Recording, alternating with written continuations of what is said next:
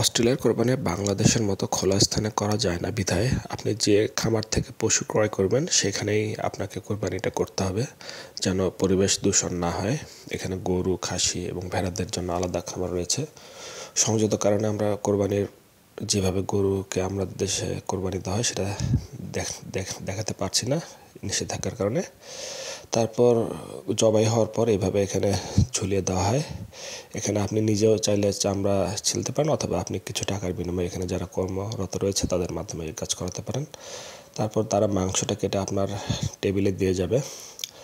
এখানে টেবিলে আপনি আপনার মতো করে যেভাবে কারি পিস বা যেভাবে বোন যেভাবে বলেন বোন কাটার জন্য এখানে তাদের এই মেশিন রয়েছে। এখানে আপনি যে সাইজ অনুযায়ী বলবেন সেই সাইজ অনুযায়ী তারা বোনটা কেটে দেবে। অনেকে খাসি চামড়া সহ খান বিধায় এভাবে চামড়া আপনি পুড়ে নিতে পারেন।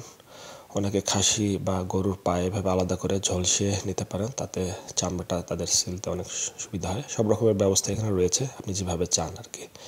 তারপর আপনি এভাবে মাংস নিজের ইচ্ছে মতো পিস করে ভাগ করে এখান থেকে আপনি আপনার বাসায় নিয়ে যাবেন। এটা সম্পূর্ণ আপনার নিজের দায়িত্বে। কোরবানি এখানে একটা অন্যরকম মজা, অন্যরকম আনন্দ, দেশীয় ফ্লেভারটা পাওয়া যায় এইভাবে।